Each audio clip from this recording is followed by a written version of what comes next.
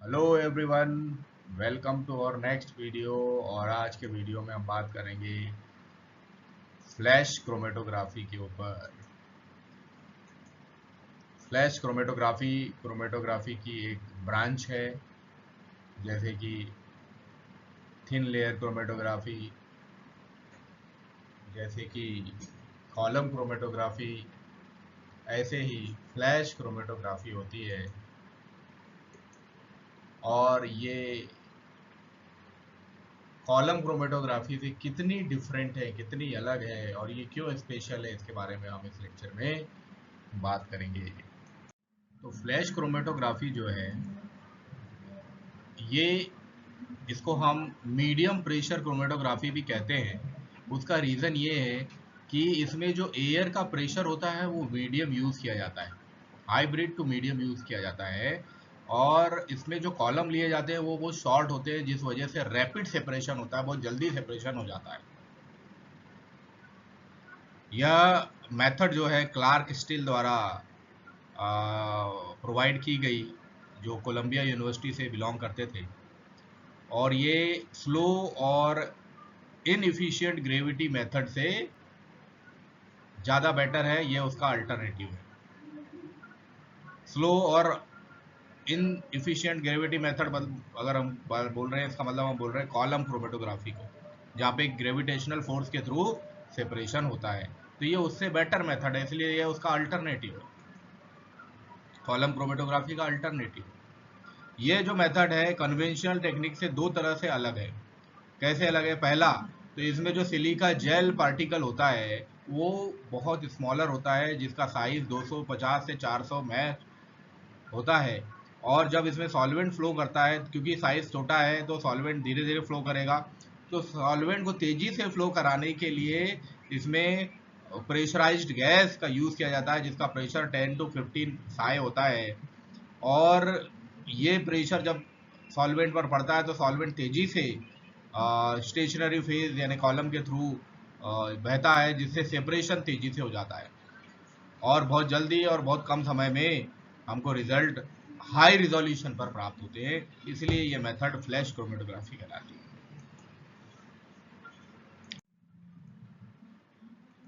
अब column chromatography और flash chromatography में डिफरेंस देख लेते हैं कि कॉलम और फ्लैश में बेसिकली क्या डिफरेंस है, क्योंकि ये जो फ्लैश क्रोमेटोग्राफी है कॉलम क्रोमेटोग्राफी के बहुत क्लोज है।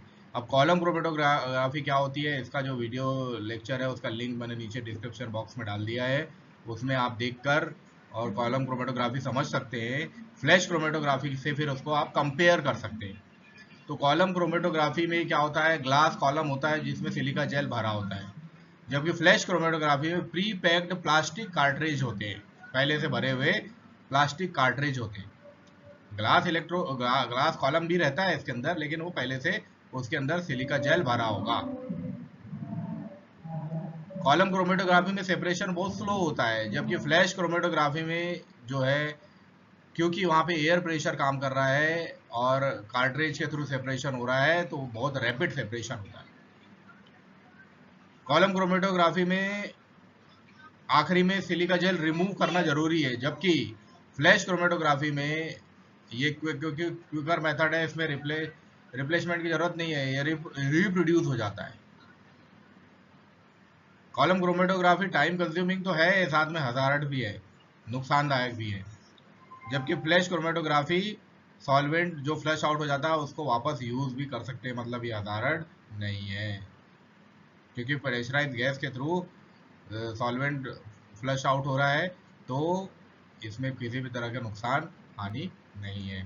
तो इस तरह से ये कॉलम क्रोमेटोग्राफी आपको दिखाई देगी, जिसमें सेपरेशन दिखाई देगा, जबकि फ्लैश क्रोमेटोग्राफी में इस तरह से इसका इंस्ट्रूमेंट होगा, जिसके बारे में मैं आगे आपको बताऊंगा। कि यहाँ पे एक सीरींज लगी है जिसके थ्रू इंजेक्ट किया जाता है सैंपल, और यहाँ सेप्टम प्लग लगा हुआ है जहाँ के प्रेशर पंप के थ्रू काम किया जाता है। और ये यहाँ इधर जो है कॉलम रहता है, तो ये प्रेशर के थ्रू गैस को सॉल्वेंट के साथ भेजा जाता है कॉलम के अंदर, जहाँ सेपरेशन होता है। अगर थ्योरी की बात करें तो क्रोमेटोग्राफी में सेपरेशन पार्टीशन बिहेवियर की वजह से होता है, जिसमें मोबाइल फेज और स्टेशनरी फेज होते हैं, जिनके थ्रू सेपरेशन होता है कंपोनेंट का किसी भी मिक्सचर के। कंपाउंड जो होता है, कोई भी मिक्सचर का जो कंपाउंड होगा वो स्टेशनरी फेज के साथ उसके चार्ज, सॉल्युबिलिटी या एड्सॉर्प्शन के आधार पर इंटरेक्ट करता है। इसी वजह से रिटेंशन टाइम मिलता है। रिटेंशन टाइम मेजर किया जाता है, यानी speed of component separation measure किया जाता है, और इस तरह से सेपरेशन देखा जाता है। तो रिटेंशन टाइम का बड़ा ही इंपॉर्टेंस है। अगर हम प्रिंसिपल की बात करते हैं तो क्रोमेटोग्राफी का जो प्रिंसिपल है वो एलिमेंट के ऊपर डिपेंड करता है। क्योंकि हम यहाँ फ्लैश क्रोमेटोग्राफी की बात कर रहे हैं तो इसका मतलब हम गैस के प्रेशर की बात करेंगे। तो यहाँ गैस प्रेशर के लिए नॉर्मली नाइट्रोजन या कंप्रेस्ड एयर यूज़ करते हैं। नाइट्रोजन इसलिए यूज़ करते हैं क्योंकि ये इनर्ट गैस है, रिएक्ट नहीं करती है। तो इसका उपयोग हम करते हैं ताकि एलिमेंट इसके थ्रू पुश हो प्रेशर के कारण, और वो रैपिडली कॉलम से होता हुआ एलिवेट हो जाए। एलिवेट का मतलब बाहर निकल जाए। तो ये ग्लास जो कॉलम है वो छोटा है, तो बहुत जल्दी से उसमें से बाहर निकल जाता है सॉल्वेंट, और सेपरेशन बहुत जल्दी हो जाता है। ये जो ग्लास कॉलम होता है ये एक एड्सॉर्बेंट से पैक्ड होता है, जैसे कि हमने आपको बताया सिलिका जेल से ये पैक्ड होता है, और जिसमें पार्टिकल साइज जो होता है वो बहुत छोटा होता है। यानी उसका डायमीटर जो होता है, यानी स्टेशनरी फेज में जो सिलिका जेल यूज हो रहा है उसका डायमीटर 40 से लेके 63 माइक्रोमीटर तक हो रहा है। लेकिन सिलिका जेल के अलावा दूसरे पार्टिकल साइज भी यहाँ पे लिए जा सकते हैं। यदि पार्टिकल साइज 25 माइक्रोमीटर से कम है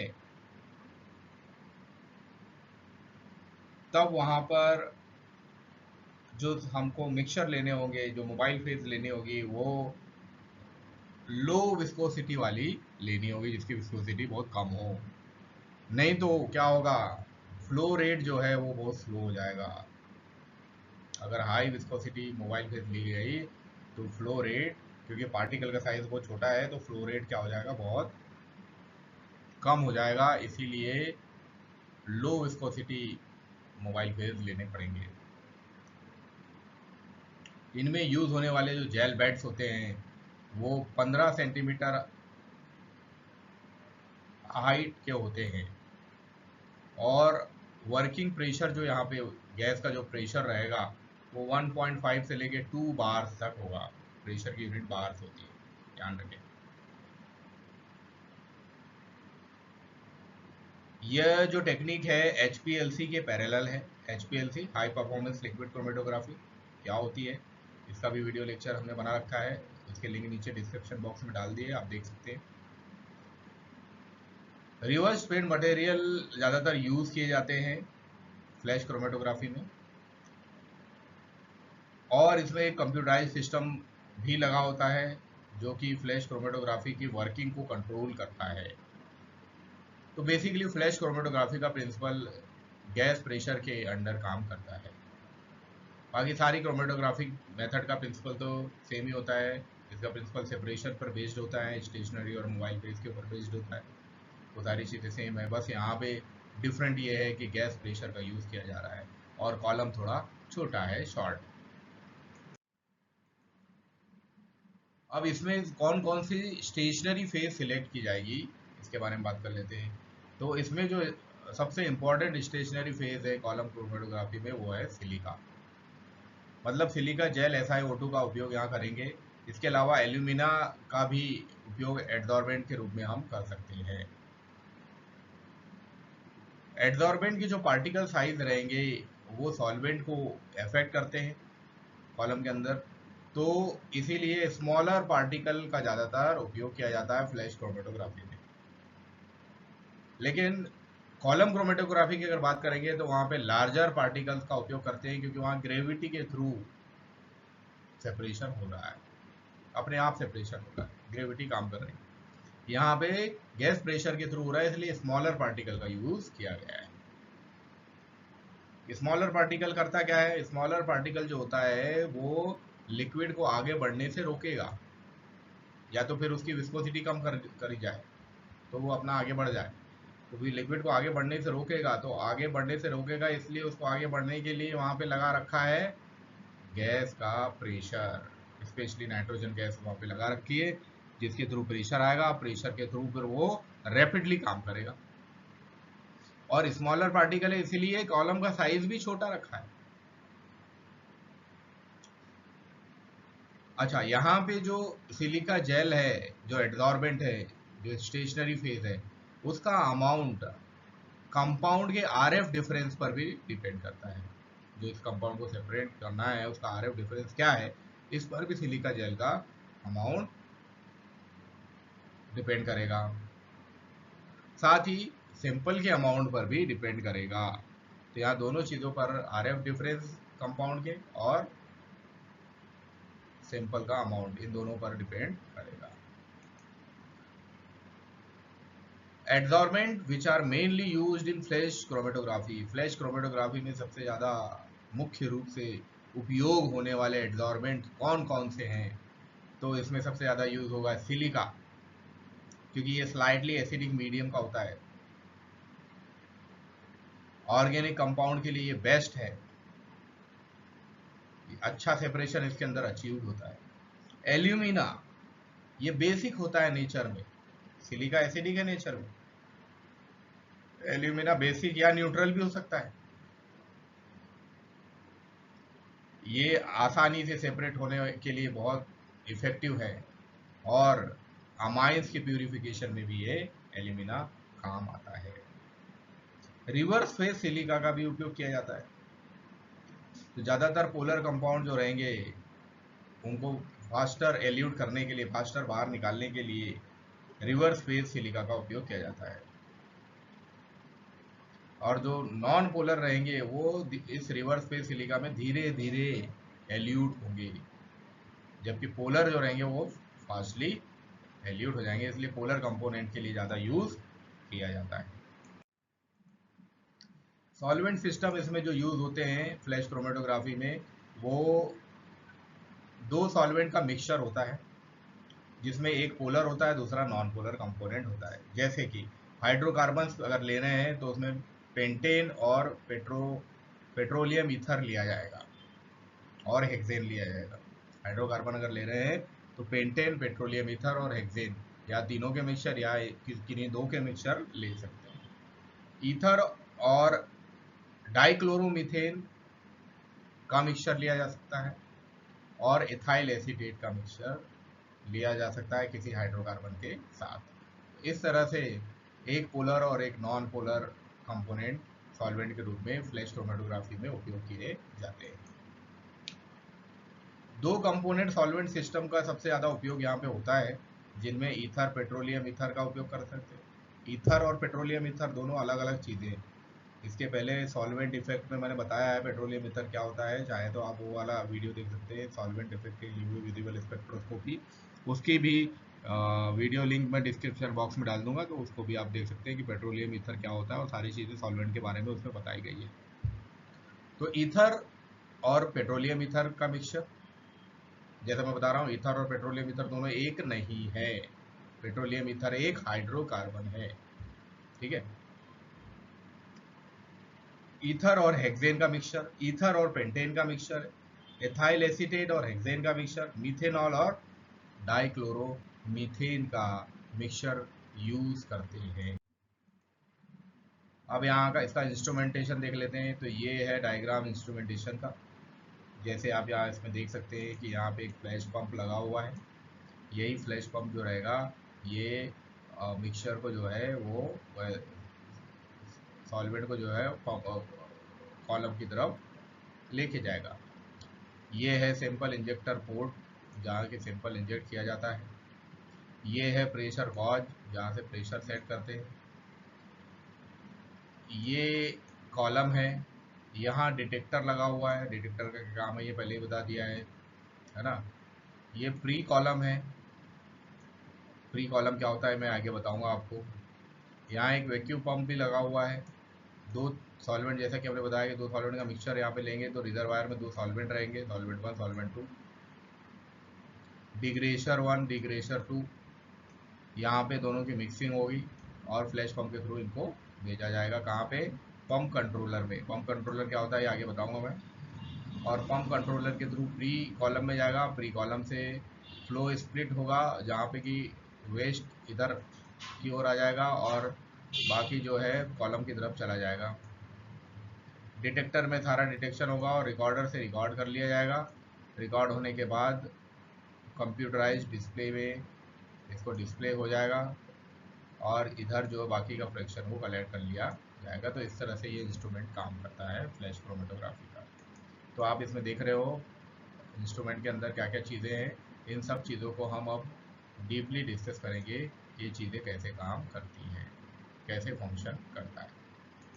तो अभी आपने इंस्ट्रूमेंट का एक स्कीमेटिक डायग्राम देखा। अब उसमें हमने थोड़ी बहुत चीज़ें जो बताई थी वो चीज़ें कौन कौन सी थी। तो उस इंस्ट्रूमेंट में एक पंप सिस्टम लगा हुआ था। ये जो पंप सिस्टम है ये जो गैस है यानी जो प्रेशर है गैस के थ्रू जो बनता है उस प्रेशर को कंट्रोल करने में काम आता है। तो इसके लिए वहाँ पे एक पंप कंट्रोल लगा होता है, पंप कंट्रोलर जो कि कंट्रोल करता है। सैंपल जो भी हम इंट्रोड्यूस कराएंगे इंस्ट्रूमेंट के अंदर वो सैंपल इंजेक्शन के थ्रू इंट्रोड्यूस कराना होता है। तो वहाँ पे एक सैंपल इंजेक्टर भी लगा होता है। यहाँ यूज़ होने वाला जो कॉलम है ग्लास कॉलम जिसके अंदर सिलिका जेल के छोटे पार्टिकल्स, स्मॉल पार्टिकल्स जिसके ये सिलिका जेल के जिसमें प्रेजेंट होते हैं वो ग्लास कॉलम यहाँ होता है। साथ में कॉलम वॉल्व लगे होते हैं, प्री कॉलम्स भी यहाँ होते हैं, फ्रैक्शन कलेक्टर वहाँ पे होता है, डिटेक्टर और चार्ट रिकॉर्डर होते हैं और कंप्यूटराइज एलसीडी डिस्प्ले होता है। पंप अब सबसे पहले हम बात कर लेते हैं पंप सिस्टम की कि पंप सिस्टम है क्या। तो पंप सिस्टम के अंदर आता है पंप कंट्रोलर। इसके अंदर एक प्रेशर जो होता है वो 10 बार से लेके 50 बार तक होता है जो कि ज़्यादा से ज़्यादा सेपरेशन करने का काम करता है और सेपरेशन के लिए रिस्पॉन्सिबल होता है। पंप के जो मॉड्यूल्स हैं वो 3 डिफरेंट यूनिट्स के थ्रू कंट्रोल किए जाते हैं। Pump controller C610, pump manager C615 और कंट्रोल यूनिट C620। इनके द्वारा पंप सिस्टम को मैनेज किया जाता है। अब सैंपल इंजेक्शन सिस्टम जिसके थ्रू सैंपल्स को इंस्ट्रूमेंट के अंदर मतलब फ्लैश क्रोमेटोग्राफ के ग्राफी के अंदर इंट्रोड्यूस किया जाता है उसके बारे में बात करेंगे। तो इंजेक्शन सिस्टम ऐसे डिज़ाइन किए जाते हैं जो कि सीधे कॉलम के अंदर इंट्रोड्यूस हो सके, लोड हो सके, जिनमें लिक्विड लो सॉल्युबिलिटी ऑयल्स और सॉलिड्स आ सकते हैं। कॉलम जो होते हैं बेसिकली ग्लास कॉलम यहाँ यूज़ किए जाते हैं। ग्लास कॉलम का उपयोग इसलिए किया जाता है क्योंकि इनकी फ्लेक्सिबिलिटी मैक्सिमम होती है, हर एक सिचुएशन में ये काम कर सकते हैं। सैंपल के नेचर और क्वांटिटी के आधार पर कॉलम की एक सीरीज बनी हुई है जो कि सैंपल के हिसाब से वेरी करती है, उनके साइज़ के हिसाब से, उनके परफॉर्मेंस के हिसाब से, उनके तरीक़ों के हिसाब से। जिस तरह का सैंपल होगा उस तरह का कॉलम यूज़ किया जाएगा। जैसे प्लास्टिक प्लस ग्लास कॉलम, ये जो प्लास्टिक प्लस ग्लास कॉलम है इसमें प्लास्टिक प्लस ग्लास कोटेड, इन्हें इसके अंदर ग्लास के अंदर जो है प्लास्टिक को डाल दिया जाता है। तो ज़्यादा अमाउंट में अगर सैंपल्स हैं और उनको हाई प्रेशर एप्लीकेशन की ज़रूरत है तब यहाँ पे plastic plus glass coated column की रिक्वायरमेंट होती है, ताकि सेफली सारी प्रोसेस कंप्लीट हो सके। एक होता है प्री कॉलम्स। प्री कॉलम आपने लगा हुआ देखा था, स्कीमेटिक डायग्राम में हमने दिखाया था। प्री कॉलम्स जो होते हैं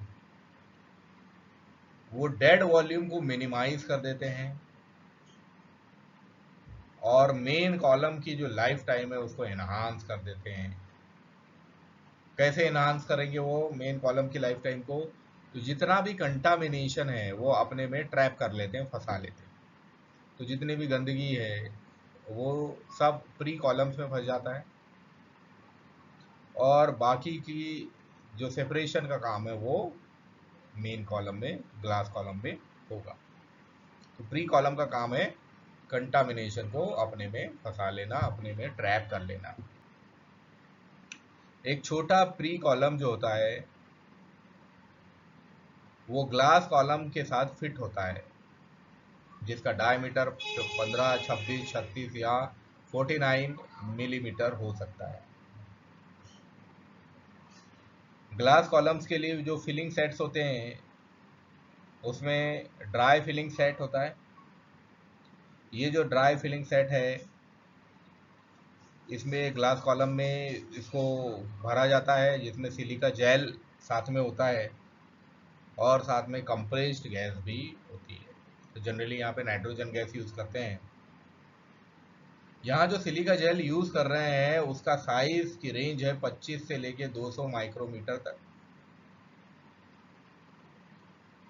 जिनके लिए एक मेथड यूज़ की जाती है जिसके थ्रू कॉलम के अंदर सिलिका जेल पैक किया जाता है।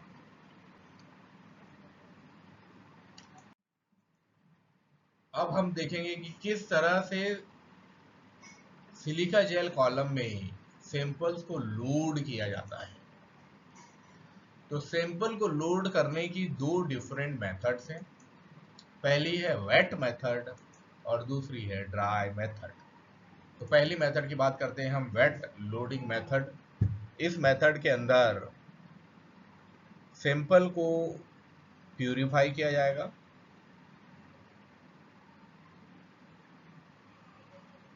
और बहुत कम अमाउंट में सॉल्वेंट में डिज़ोल्व किया जाएगा।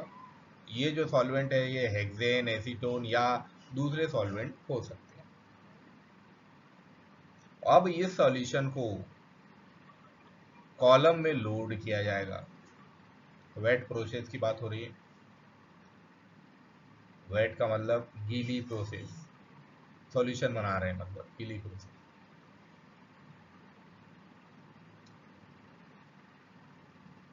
अच्छा, सॉल्यूशन बन जाने के बाद इसको हम कॉलम में लोड कर देंगे। कभी कभी जो है सॉल्वेंट लोड करने के लिए जब सैंपल को लोड किया जाता है कॉलम के अंदर, तब ज़्यादा पोलर सॉल्वेंट लिया जाता है। इल्यूटिंग सॉल्वेंट के कंपैरिजन में ज़्यादा पोलर सॉल्वेंट लिया जाता है। इस केस में अगर हम वेट मेथड यूज़ करेंगे कॉलम लोडिंग के लिए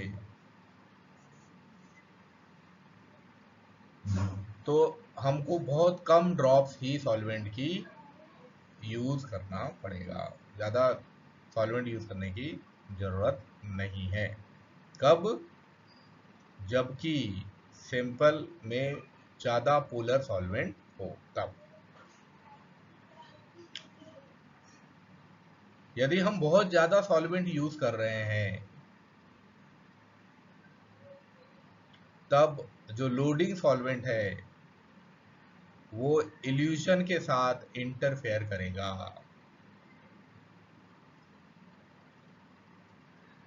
और ये प्यूरिफिकेशन या सेपरेशन, मिक्सचर का जो प्यूरिफिकेशन होना है, सेपरेशन होना है, उसको भी इंटरफेयर करेगा। तो यानी सॉल्वेंट का अमाउंट भी हमको बहुत ज़्यादा नहीं रखना है। इस तरह के केसेस में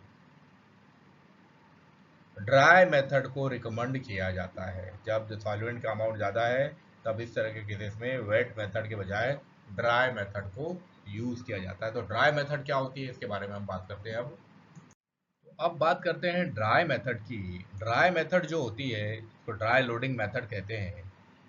इसके लिए सबसे पहले सैंपल को बहुत कम अमाउंट के सॉल्वेंट में डिजोल्व मिलाया जाता है या डिजोल्व किया जाता है।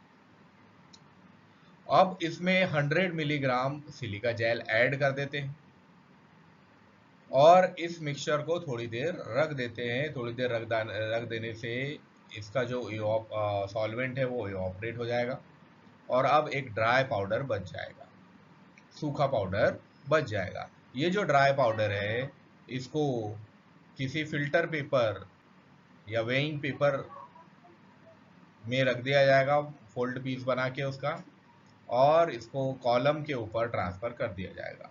अब इसमें फ्रेश इल्यूटिंग सॉल्वेंट डाल दिया जाएगा ताकि इल्यूशन की प्रोसेस स्टार्ट हो सके। अब ये इल्यूट ऑफ कॉलम क्या है, तो जो सॉल्वेंट है वो बाहर निकलेगा जिसको इल्यूशन बोलेंगे। तो एक अच्छा इल्यूशन सॉल्वेंट जो है कॉलम के अंदर डालेंगे ताकि वो प्रोसेस इजीली हो सके। अब यहाँ पे एयर प्रेशर लगाया जाएगा और इस एयर प्रेशर के थ्रू जो सॉल्वेंट है वो कॉलम से यानी स्टेशनरी फेज से होता हुआ बाहर जाएगा, जिसके लिए पीपेट बल्ब की आवश्यकता होगी। प्रेशर मिनिमम होना चाहिए ताकि जो एक एक स्टेडी स्टीम, एक स्टेडी धारा जो है जो सॉल्वेंट की वो बाहर आ सके। स्टेडी मतलब लगातार फ्लो होने वाली धारा बाहर आ सके। ज़्यादा प्रेशर होगा तो वो इकट्ठा बाहर आ जाएगा, इसलिए प्रेशर जो है वो कम होना चाहिए। और ये अब जिस एलुएट जहाँ जिस बीकर में कलेक्ट होगा उस बीकर को जल्दी से चेंज करना पड़ेगा, क्योंकि जो कलर कंपाउंड होंगे वो एल्यूट होना शुरू हो जाएंगे, तो अलग अलग कलर के कंपाउंड हमको मिलना शुरू हो जाएंगे। तो उसको जल्दी जल्दी इसको अलग करते जाना पड़ेगा। यदि कंपाउंड कलरफुल नहीं है, अगर कलरफुल कंपाउंड है तो ठीक है, अलग अलग बीकर में मिल जाएगा। लेकिन अगर कंपाउंड कलरफुल नहीं है, कलरलेस कंपाउंड है, तब ये प्रोसेस थोड़ी कॉम्प्लिकेटेड हो जाती है, तब सेपरेशन देखना थोड़ा मुश्किल हो जाता है।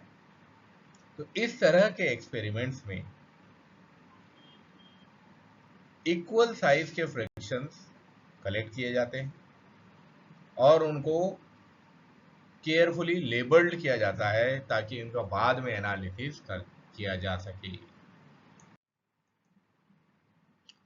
अब हम देखते हैं फ्लैश क्रोमेटोग्राफी के एडवांटेज।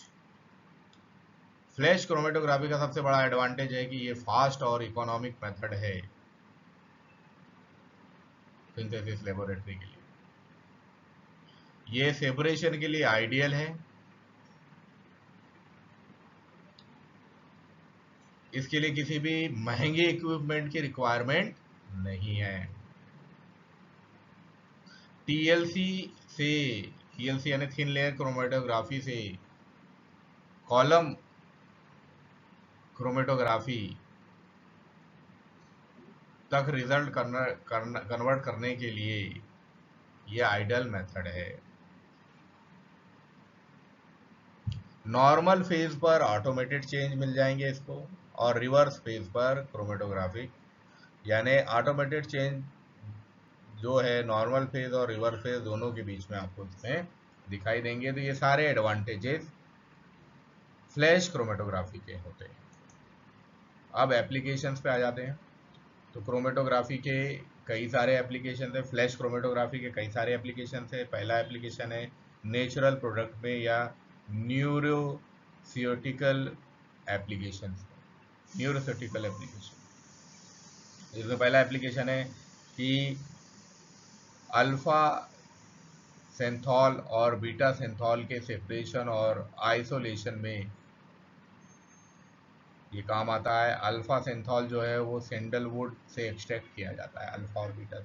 तो उन दोनों का सेपरेशन करने में ये मेथड काम आती है। सैंडलवुड बोले तो चंदन।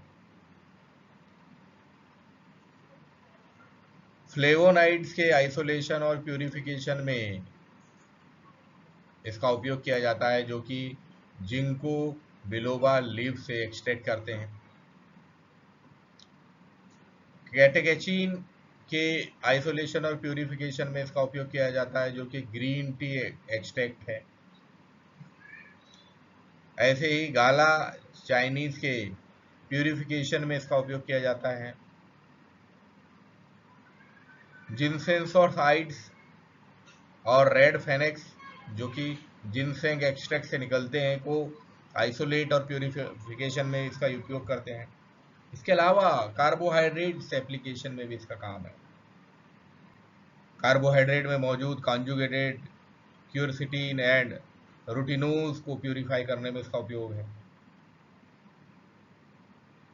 वाल्फोरिक एसिड, जो कि साइक्लोडेक्स्ट्रीन के द्वारा प्राप्त होता है, के इम्प्यूरिटीज का आइसोलेट करने में इसका उपयोग होता है। एमिनो शुगर और एकरबोस के आइसोलेशन में इसका उपयोग होता है। एमिनो ग्लाइकोसाइड्स और एंटीबायोटिक्स के आइसोलेशन में इसका उपयोग होता है। लिपिड्स के एप्लीकेशंस हैं में इसका उपयोग है। फैटी एसिड्स, मिथाइल एस्टर्स के प्यूरिफिकेशन में इसका उपयोग है, FAMES के। ग्लाइकोसेराइड, ग्लाइसराइड्स, मोनो डाई एंड ट्राइसराइड डाइस्टेराइन के प्यूरिफिकेशन में, के मिक्सचर के प्यूरिफिकेशन में इसका उपयोग है। स्टेरॉल्स के प्यूरिफिकेशन में भी फ्लैश क्रोमेटोग्राफी का उपयोग किया जाता है। Thank you very much for watching this video. यदि आपको वीडियो पसंद आया हो तो लाइक करें, चैनल को सब्सक्राइब करें और कमेंट बॉक्स पर कमेंट करना ना भूलें। Thank you.